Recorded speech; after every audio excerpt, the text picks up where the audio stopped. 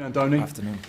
As we know from all of the media activity this week, 48 points for Bournemouth is a record in their Premier League history, which is quite remarkable.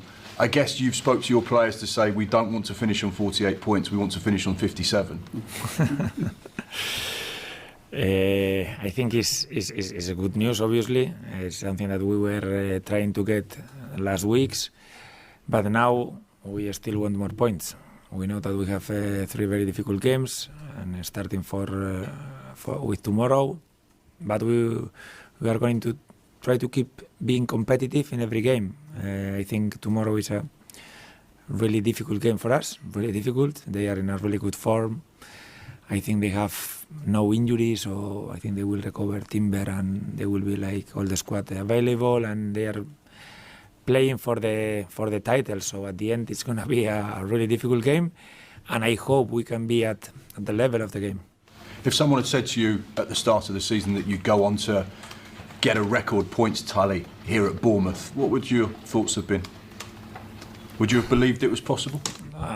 Normally I try not to think long term, not try to think in... At the end of the season, I think the table puts you in your place. Right now we know more or less which one will be our position, but it's different. If it's 10th, it's not the same that it's 14th. Or if it's, you have to try to finish as high as possible now. Obviously, Anton Semenyo got a nasty knock at the weekend. Is there any details on him and any team news ahead of the Arsenal game? Yeah, no, probably the best news this week. The MRI has been clear. He has even doing some things with the team this week. So I think he's gonna be involved in the squad. So it's probably the best news for us this week. Yes. How big a boost is that? Because it looked very serious at the time, and the initial noises were that it could be, really serious. Yeah, it looked ugly, really looked ugly. But I think he's so strong. He has so strong muscles that keep his structure, everything in place. That everything has been clear. He had some bruise, but he has been involved in training already, so, and he's ready to travel with us, and he will be part of the squad. Yes. Obviously, next Arsenal. It doesn't get much more difficult than that in the Premier League this season. Why do you think they have been so good? When you look at your analysis, when you look at what Mikel Arteta has done, the team, the way they play, what separates them from perhaps the other sides? A lot of things that they do very well, but I would say especially that they are elite level football players, but their work rate, their discipline, their sense of collectiveness is like if they were not elite level. They have this humbleness to do all the stuff without the ball, recovery runs, and that makes them very difficult to beat. And they don't concede chances, they don't concede goals. It's the team by far of all the league conceding less everything, less corners, less goals, less chances, less. And I think this is because they have a very good work rate, probably in comparison to other big clubs that also have very, very good players, but I think they are playing really well. There's been 7 visits to the Emirates for Bournemouth against Arsenal, 7 defeats. Doesn't look good on paper, but of course, at the start of the season, you didn't have you've now got a records points tally. You'd never been to Old Trafford and you went there and won. This season, you have achieved things that have never been done in the club's history. Is there also a belief you can go to Arsenal and do something the club's never done before? There is always a belief. We know everything, the narrative involved on the game.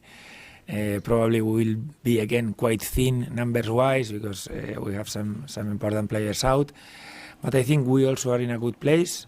We want to finish strong, and knowing that all the numbers they have, all the games they've beaten us, even the game we played against them think they beat us really easy for them, really easy. It was a 4-0, but it was probably the game where we felt farther from the opposition.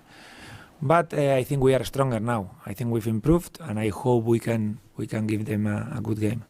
Just two final quick points from me. There's been a lot of talk about set pieces this season, and particularly recently, the importance of defending them, attacking them, using them to your advantage. Some clubs have set-piece coaches. Brentford have recently advertised for a new set-piece coach to come in and work with Thomas Frank. What's the situation here at Bournemouth, and how much of an emphasis and an importance do you place on set-pieces?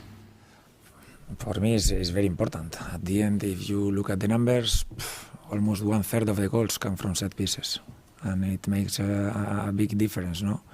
In our case, we've improved a lot because we didn't start well.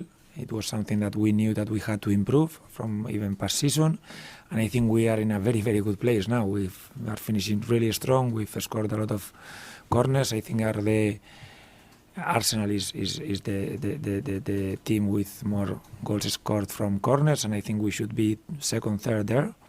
And we have started conceding less, and at the end, these kind of things that make you win games or get points in very level games.